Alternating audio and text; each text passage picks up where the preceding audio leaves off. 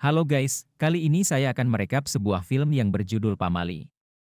Yang mana film ini merupakan adaptasi dari serial game asal Indonesia yang berjudul Pamali juga. Di dalam game tersebut terdapat 4 karakter hantu yaitu Mbak Kunti, Oom Poci, anak botak pakai pampers alias tuyul, dan satu lagi Leak.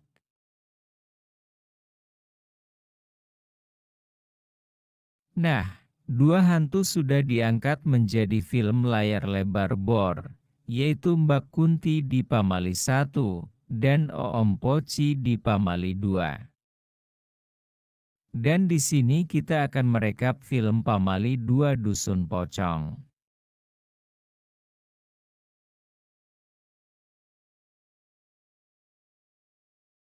Kisah dibuka pada suatu malam, di dusun terpencil, yang terletak di Tanah Sunda, ada seorang bapak, bernama Mang Ujang, yang tengah sibuk menggali kubur sendirian. Terlihat Mang Ujang akan menguburkan banyak mayat guys, tanpa didampingi oleh siapapun, ia bekerja menggali tanah, dan memasukkan jasad ke liang lahat. Setelah mayat dimasukkan ke tempat peristirahatan terakhirnya, Mang Ujang memiringkan tubuh mayat itu ke arah kiblat.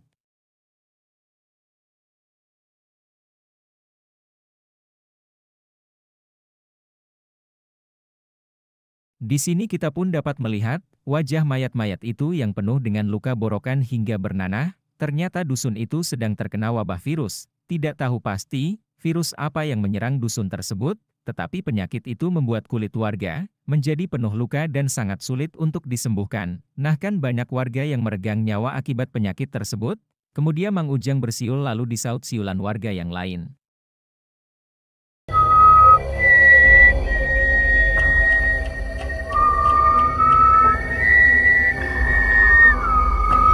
Di malam itu Mang Ujang harus bekerja keras, karena ada sekitar 14 mayat yang harus dikuburkan. Dan film pun dimulai.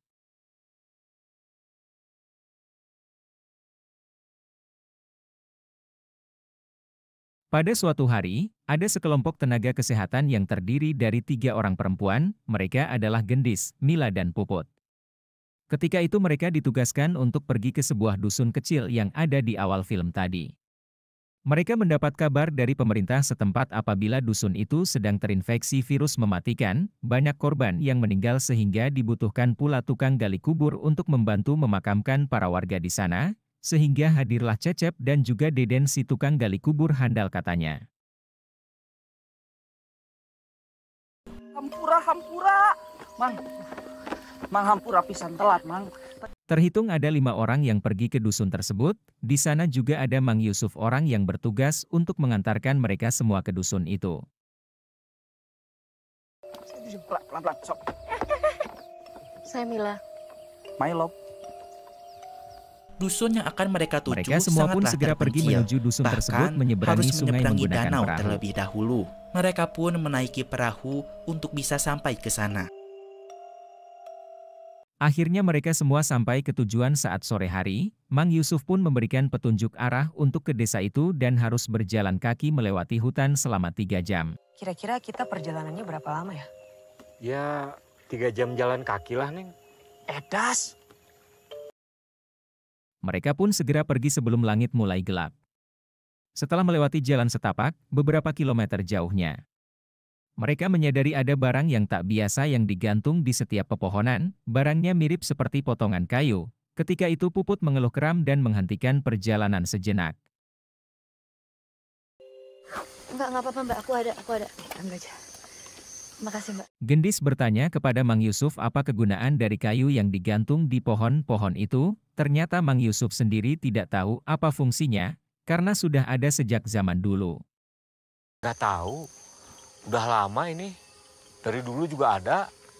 Singkat cerita, sesampainya di sana, mereka melihat dusun itu sangat sepi, tidak ada tanda-tanda kehidupan sama sekali. Edas, sepi amat ini teh, Mang. Warganya pada kemana? Mang Yusuf menyapa muda-mudi di dusun itu sambil mengenalkan para relawan yang sedang melintas. Mang. Ini Mamang antar anak-anak nakes yang mau bantu-bantu. Rumah warga yang sudah kosong pun ditandai oleh simbol silang dengan cat berwarna merah. Kini warga yang sedang sakit pun dirawat di balai desa. Sementara warga yang meninggal dikumpulkan di sebuah tempat yang berbeda. Innalillahi.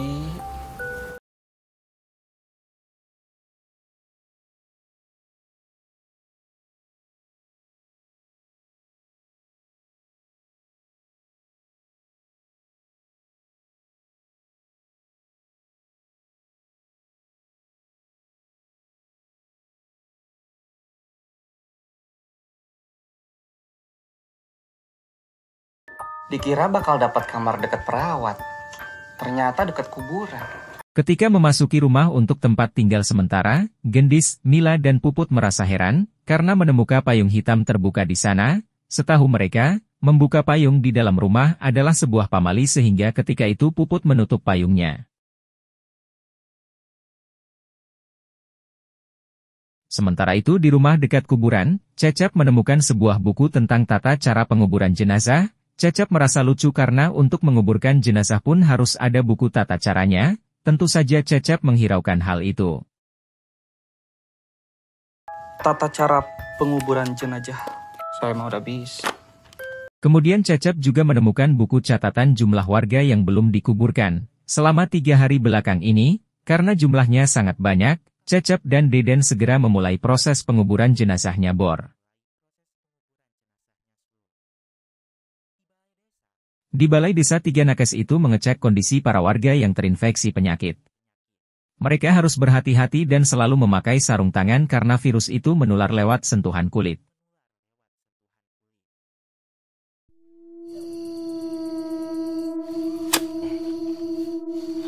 Baru dapat 5 kita, Cep. Sakedap Deden.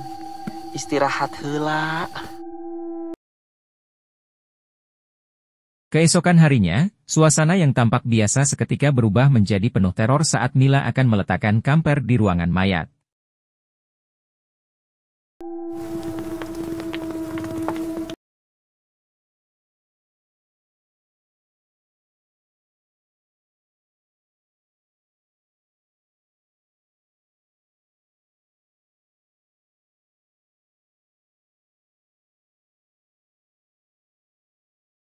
Mila, anti kejang. Mbak, antibiotiknya udah habis, kita nggak bawa banyak. Habis semua. Habis semua. Capden, kalian punya nomornya Mang Yusuf kan? Saya susah dapat sinyal kalau di sini mah. Aku juga nggak dapet sinyal. Di tengah kebingungan itu kemudian ada seorang anak perempuan yang datang ke balai desa, namanya adalah Neng. Dia ingin meminta tolong agar salah satu nakes datang ke rumahnya untuk memeriksa ibunya.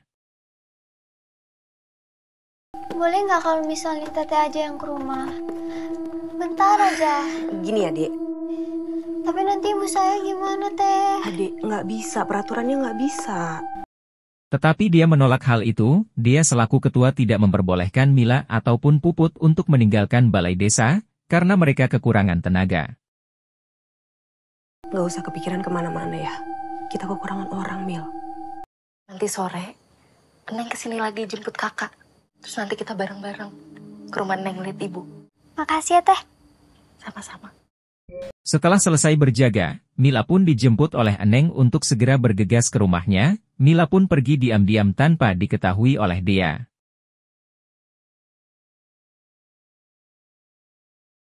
Di sisi lain ketika dia tengah melaksanakan salat maghrib, ia pun diteror oleh sosok pocong. Allahu Akbar.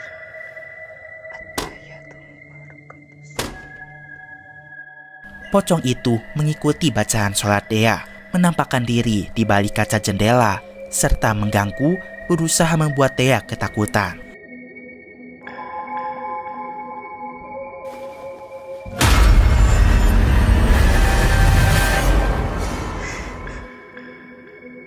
Sementara itu, Cecep dan Deden pun turut diteror oleh sosok pocong. Cecep mendengar ada orang yang mengetuk pintu, namun ketika dibuka tidak ada siapapun di sana. Cecep terus berjalan keluar kemudian menyalakan obor.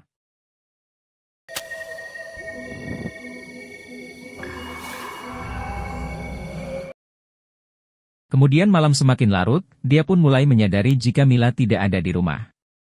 Dia seketika curiga apabila Mila nekat pergi ke rumahnya Eneng. Dia pun segera menyusul Mila dengan diantar oleh Cecep dan juga Deden.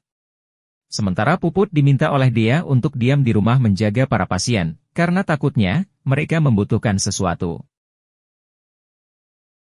Dia belum sampai ke rumah Eneng, ternyata Mila sudah berjalan pulang menuju pos jaga sendirian, melewati hutan yang sangat gelap gulita, hanya sebuah senter yang ia punya sebagai alat penerangan. Ketika itu, Mila pun turut diteror oleh Om Poci, yang mana ia berkeliling melewati jalan yang sama secara terus-menerus.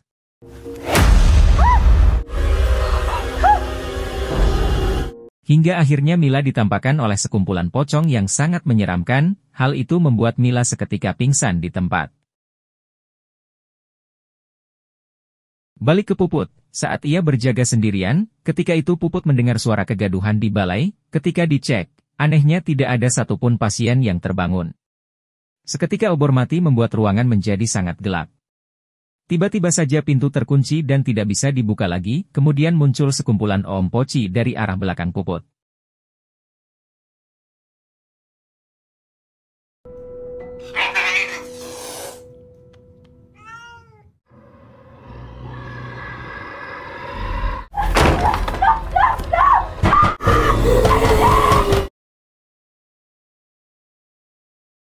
Puput berusaha melarikan diri, kemudian berlari sekencang mungkin tetapi dia terjatuh, kemudian diseret secara brutal oleh Om Poci. Secara mengerikan, tangan Puput pun terputus akibat benturan ujung pintu. Puput seketika tewas dalam kejadian itu.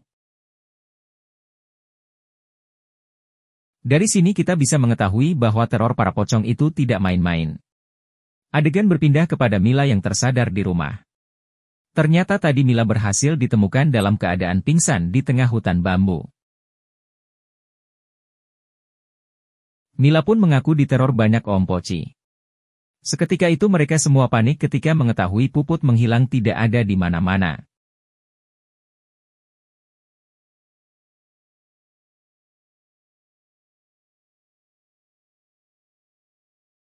Terdengar dia menjerit dari belakang balai, karena ia melihat Puput sudah tewas dalam keadaan mengenaskan. Masing-masing dari mereka semua, sejatinya sudah pernah diteror oleh Om Poci, sehingga mereka mengira bahwa kematian Puput disebabkan oleh Om Poci itu juga. Dia seketika mengemasi barang-barangnya, dia tidak mau mati di dusun In, dia pun pergi meninggalkan mereka semua. Saat itu dia menuju pinggir danau sendirian berharap segera mendapatkan bantuan dan juga berusaha mencari sinyal. Ketika itu teror pocong pun semakin menjadi-jadi.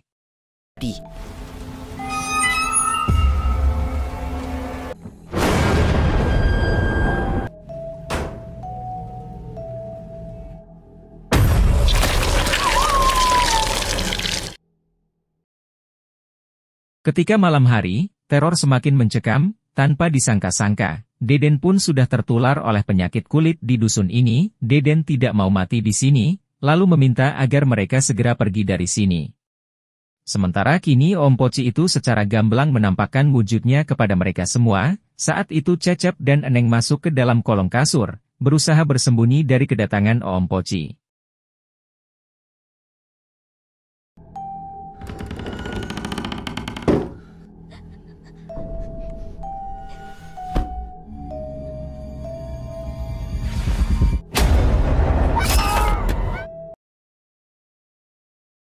Sementara di sisi lain Deden berusaha mencari bantuan agar segera bisa keluar dari dusun ini. Ia pun mencari sinyal untuk menelpon Mang Yusuf yang ada di kampung sebelah. Beruntung sinyal didapatkan, namun tepat berada di atas sumur, sehingga Deden sangat berusaha untuk menggapainya. Ketika itu Deden pun berhasil menelpon Mang Yusuf. Kemudian ia meminta untuk segera mengirimkan bala bantuan. Tidak lama kemudian nahas Deden ditarik oleh Om Poci hingga jatuh ke dalam sumur. Mila pun menemukan Deden sudah tewas mengambang di atas sumur. Adegan berpindah kembali kepada Cecep dan juga Eneng. Setelah lolos dari kehadiran sosok pocong tadi, Cecep segera mencari tahu apa penyebab semua om-om poci itu tiba-tiba menyerang mereka semua. Hingga akhirnya terkuaklah, ternyata selama ini mereka semua telah melanggar pamali yang ada di dusun ini. Di buku tata cara penguburan jenazah, Cecep baru tahu jika warga di dusun ini menguburkan mayatnya secara terbalik, kaki dulu baru kepala. Sementara Cecep dan Deden tidak melakukan cara tersebut, hal itulah yang membuat mayat para warga bangkit menjadi sosok om-om poci. Setelah mengetahui hal itu seketika para pocong muncul tidak hanya satu, tetapi satu kampung. Mereka yang tersisa seketika berlari menuju ke tepi danau saat dalam usaha menyelamatkan diri. Sayangnya Cecep terjatuh kemudian seketika terseret ke dalam liang lahat. Mila berusaha menahan Cecep. Pada saat situasi menegangkan itu, beruntung ada Eneng di antara mereka. Eneng melihat di belakang buku tata cara penguburan jenazah ada sebuah mantra berbahasa Sunda yang mampu melemahkan para om poci. Yang bangkit itu, tidak pakai lama Eneng segera membacanya, hal itu pun menyelamatkan Cecep dari maut.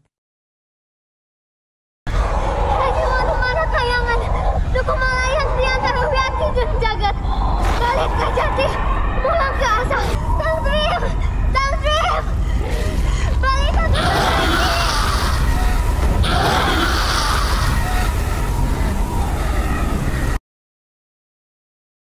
Tidak lama dari itu matahari mulai muncul bersamaan dengan perahu Mang Yusuf yang datang dari desa sebelah, akhirnya mereka pun bisa melarikan diri dari dusun pocong.